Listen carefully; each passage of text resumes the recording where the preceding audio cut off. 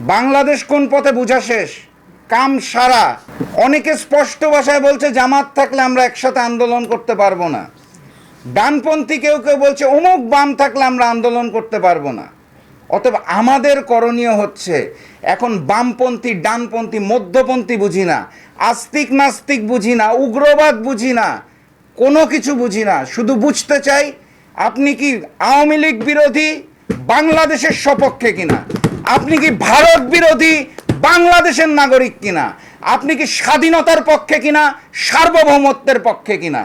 শুধুমাত্র স্বাধীন লাল পতাকা নিয়ে আর জাতীয় সঙ্গীত নিয়ে আমার স্বাধীনতা হরণ হয়ে গেছে, সার্বভৌমত্ব বাংলাদেশে এই মুহূর্তে নাই। এই বাস্তবতাটা বুঝে বুকে ধারণ করে সকল ভারত বিরোধী এবং আওয়ামী বিরোধী যদি এক হতে পারি, তাহলে ভাই বলেছিল 1 বছর, আরেক ভাই বলেছে 6 মাস। আমি এত কিছু বুঝি না। আমি যেটা বুঝি সেটা হচ্ছে আমরা সকল শক্তি যদি এক হই, কে স্যাংশন দিবে, আমেরিকা না ইউরোপ, ওই দিকে তাকায় থাকার আমার প্রয়োজন নাই। আমি ভারতের মুক্ত থেকে কবল হয়ে আমেরিকাকে আমার দেশকে দাস বানাতে চাই না। স্যাংশন নিয়ে যদি আমার হাসিনাকে ক্ষমতাচ্যুত করতে হয়, তাহলে ভারতের বদলে ভবিষ্যতে আমেরিকা আমার দেশকে পরিচালনা করবে। আমরা কি বাংলাদেশ হতে চাই, ভারত হতে চাই, নাকি আমেরিকা হতে চাই, সেটা এখন প্রশ্ন।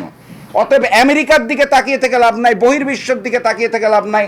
আমরা যদি এক হয়ে আন্দোলন করতে পারি, তাহলে শেখ হাসিনা তার ওই সুবিধাবোধী 1% লোক নিয়ে ভারতে যেই আশ্রয় নেবে, ভবিষ্যতের বাংলাদেশ সেই পথেই যাচ্ছে যেই পথে আমরা শেখ মুজিবুর রহমানের সময় দুর্ভিক্ষ দেখতে পেয়েছিলাম। সেই দুর্ভিক্ষের পথে আবারও ভবিষ্যতের রাজনীতি। আমরা শেখ মুজিবের সময় যেই বাকশাল দেখেছিলাম, সেই বাকশালের পথে আমার ভবিষ্যৎ বাংলাদেশ। সেই সময় 73-এর নির্বাচনে যেভাবে বিরোধী দল পাওয়া যায় নাই, 2024-এ সেই একই অবস্থা, বিরোধী দল খুঁজে পাওয়া যাচ্ছে না। সেই পথে আমার বাংলাদেশ।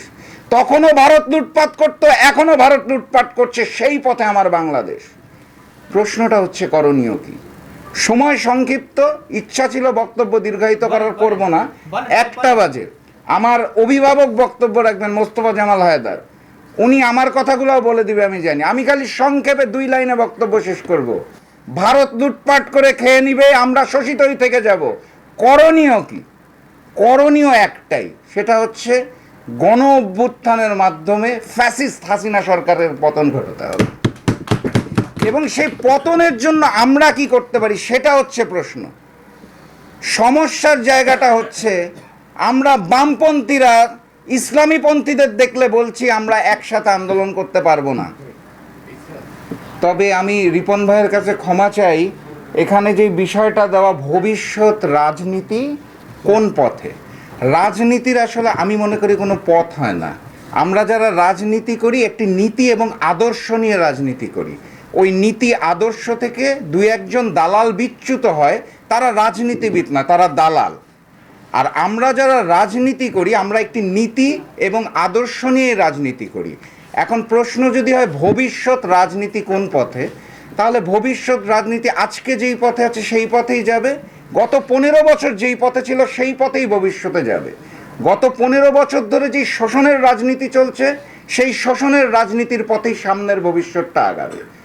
প্রশ্নটা হচ্ছে তারা অন্যায়ের পথে, আমরা ন্যায়ের পথে, তারা শোষণের পথে, আমরা শোষিতদের সাথে। অতএব প্রশ্নটা ভবিষ্যতের রাজনীতি কোন পথে নয়, প্রশ্নটা হবে ভবিষ্যতের বাংলাদেশ কোন পথে এবং আমাদের করণীয় কি।